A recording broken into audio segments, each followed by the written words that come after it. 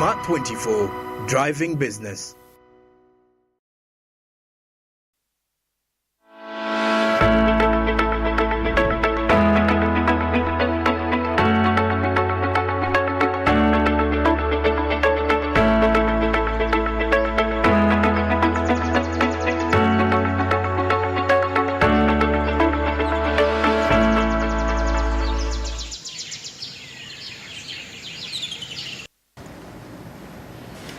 It's 5 minutes past 9. You're still watching Smart Means Business. I'm Andrew Barija here with Marcia Katsime, and definitely we are driving your business all the way.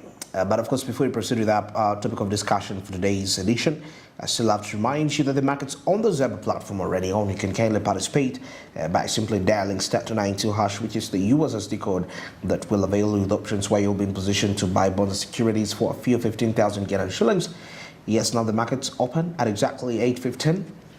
They ran all the way to 3:15 p.m. That is East African time. This is effective Monday up to Friday, apart from the weekends and the public holidays when this market's going to be accessed. But of course, that's not the big deal here.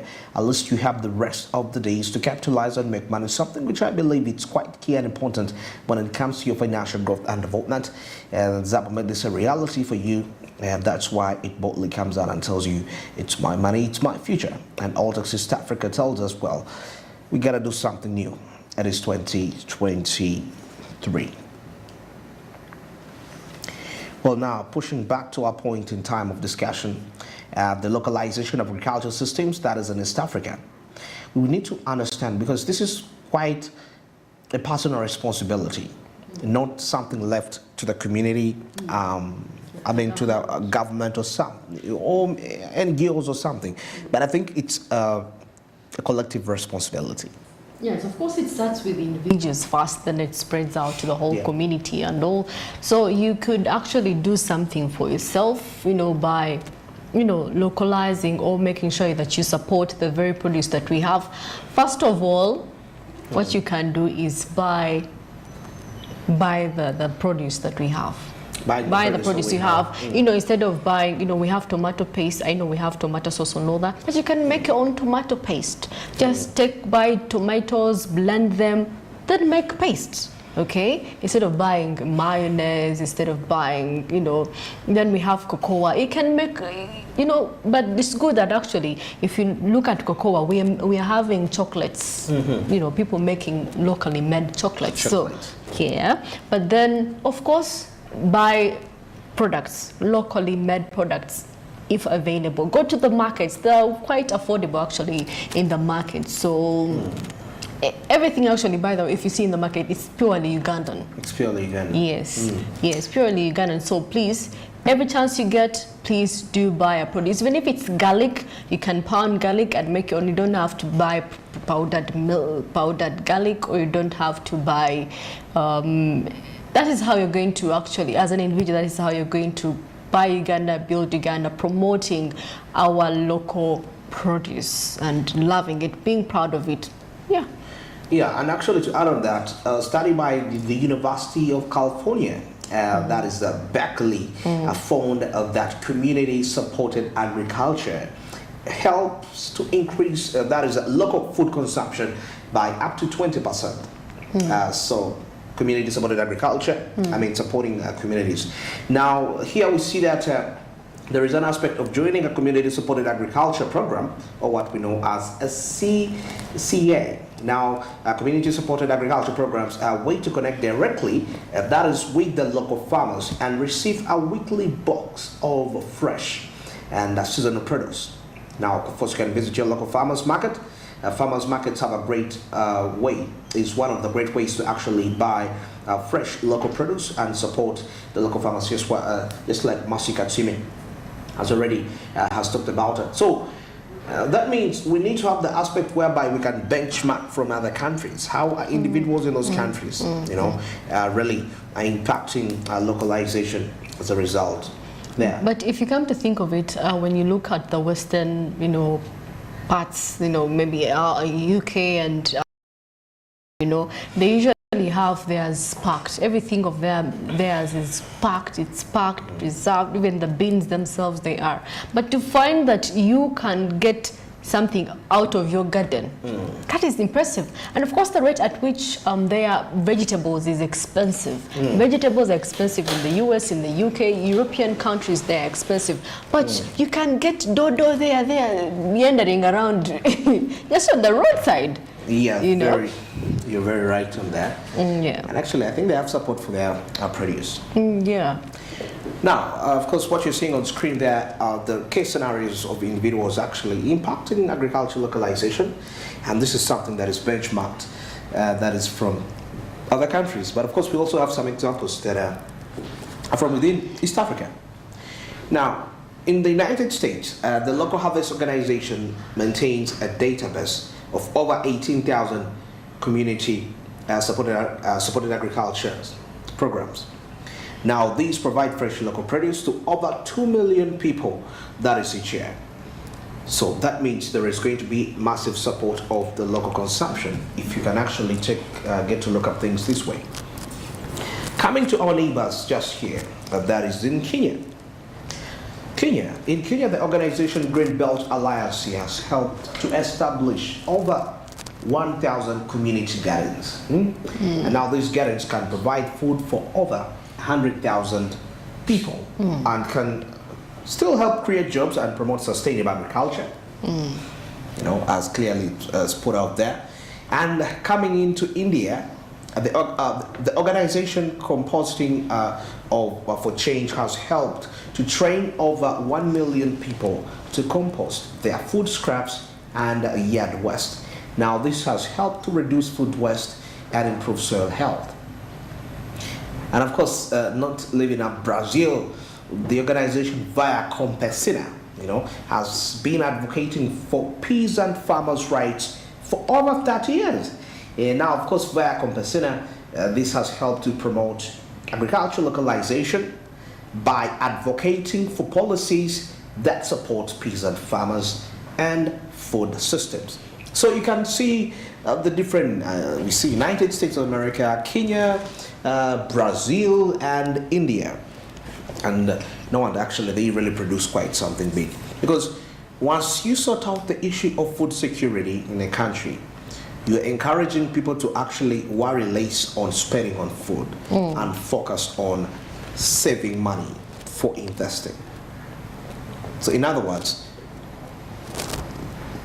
a food insecurity economy that is accompanied with food insecurity, there is more of the marginal propensity to consume.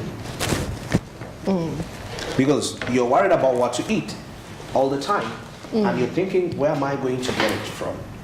So, what does this really mean for Uganda as we can benchmark? I understand, of course, some of these aspects might be a little bit much more costly to implement. But at least with what we have, we can actually start up with something. And most especially, community-supported agriculture, you know, like you were saying about, let's use our own products. You know, the Buy Uganda, Build Uganda initiative.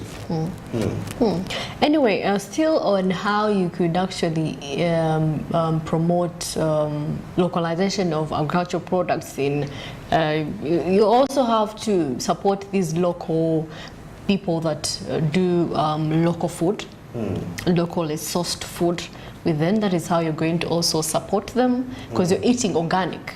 Okay, Exactly. You know, some people, you know, because fast foods are, you know, a bit fast, like they say they are fast, but then you have to know that we are advocating actually for organic foods. You know, we've had contamination of GMOs. Recently, it has been affecting us. People want to have things that grow within 2 months. You're already producing. Your mango is already, the mango tree is already bearing fruit. Yeah. So you see, so we need to go back and research and go back to the ways of our grandparents or of our greats on how they used to do things. Okay, if there is a restaurant nearby you and they do sell local food, please go and support them. I know it's a bit costly for some restaurants, but then you have to eat organic foods. Fast foods are not healthy for our bodies. Exactly. Okay, you're gonna gain a lot of weight, and at the end of the day, you have to go to the gym, burn. It's a lot of hard work. So why not, you know, take a bite, buy a carrot, bite it, buy an apple, bite it. You know, that's how you're going to be supporting us to grow in terms of agriculture. Yeah, and also actually you can visit your local farmers. We get to see that farmers markets are a great way to buy fresh local produce, like we said, and also eat at restaurants that source their food locally. And I'm talking about restaurants that are sourcing foods from the local farmers. Now, many restaurants are now committed, that is to sourcing their food from local farmers. By eating at these restaurants, actually you can support local farmers and help promote agriculture localization. You know, that is quite a great thing. And of course now I happen to actually get in touch with somebody that designed a website that can help hotels link up to different farmers. The different farmers, whereby they can actually, because the reason why he put this up, he wanted to eliminate the middlemen who exploit farmers. You find that, I mean, these middlemen buy these produce from the farmers at a very cheap price, and they sell it to these other hotels, to other people in the markets at very high prices. Imagine, like an example, if I get Irish from Kaval and the sack is at 100,000, by the time it gets here to the person that I supply, because I'm going to supply the person, and the person is going to supply to different restaurants. So imagine the amount he will be getting. He will get like a profit of 200,000 from that. Exactly. That is massive exploitation. And actually, one of the ways we can enhance this is through innovations. For example, most especially where we see the aspect of restaurants which source food directly from the farmers. You know, because sometimes farmers grow these produce, but they don't know where to sell. I mean, who to sell it, who is in need. So it's very quite efficient. That actually once these restaurants can place these orders on the online platforms, then the farmers, wherever they are, they're actually notified about the pending demand there. Now there is also the aspect of a backyard garden, starting a backyard garden.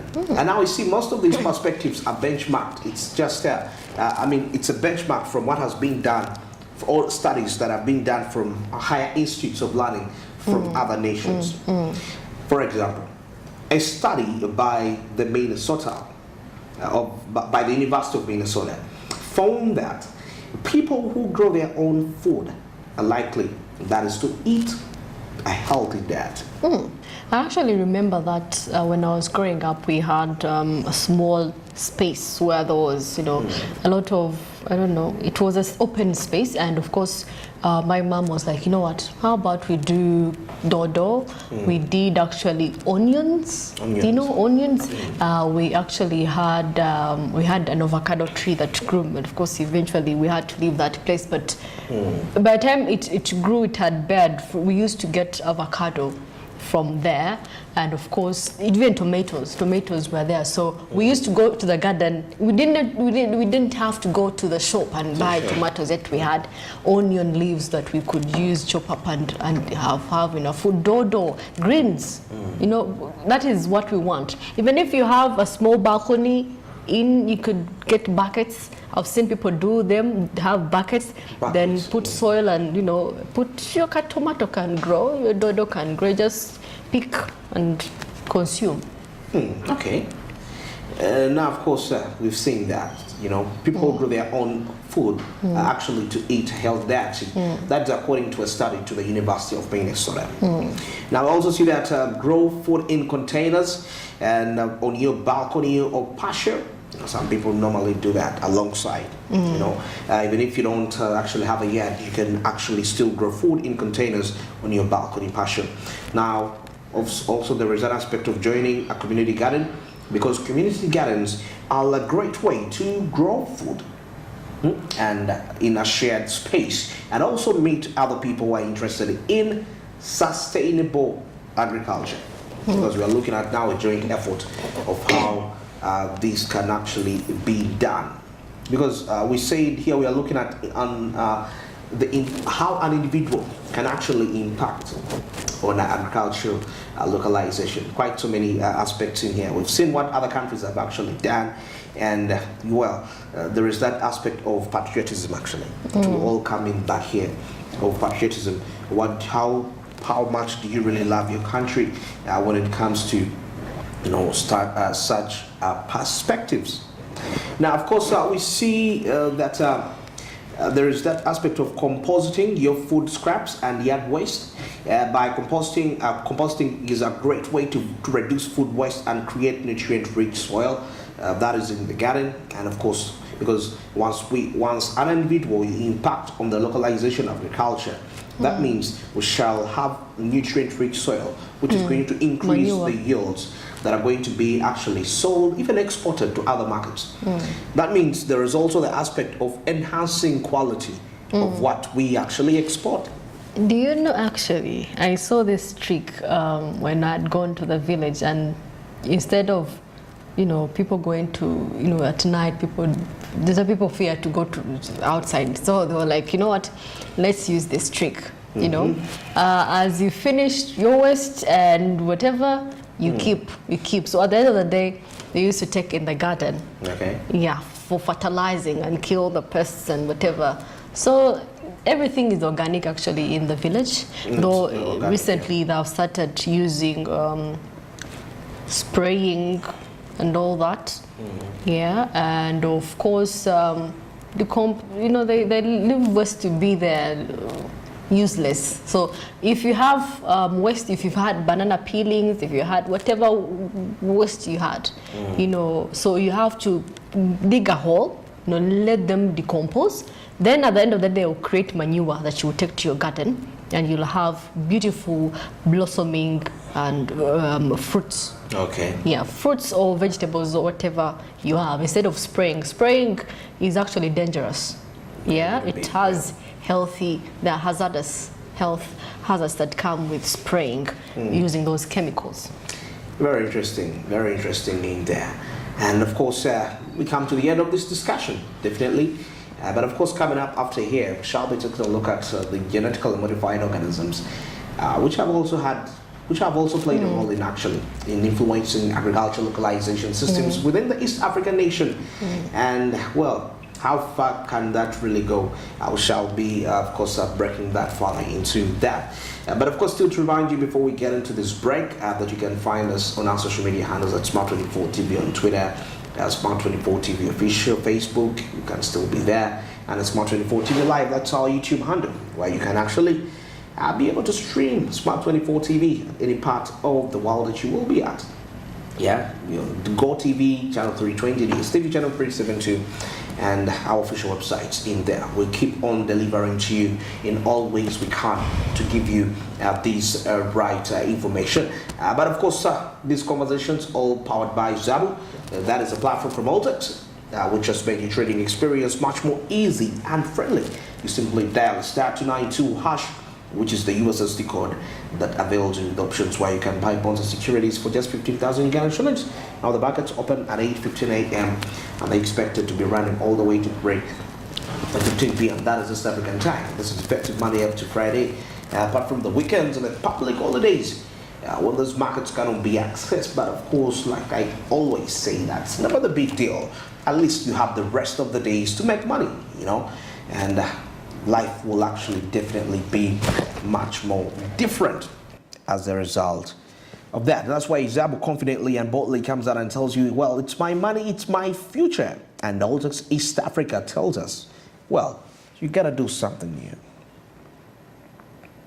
Well, and of course, coming up shortly after here, I shall be taking a look at how genetically modified organisms have had a significant impact that is on agricultural localization in Uganda and East Africa at large. And of course, on the other hand, we need to understand that GMOs have helped to increase agricultural productivity and incomes for farmers. Though on the other hand, the GMOs have also raised concerns about food security, there is environmental sustainability, and the rights to small-scale farmers. In our earlier on discussion, we realized that they are the biggest victims when it comes to localization of agriculture due to a cartel of people that decide to dominate the market. But of course, definitely more of those discussions are going to be coming up shortly after this break.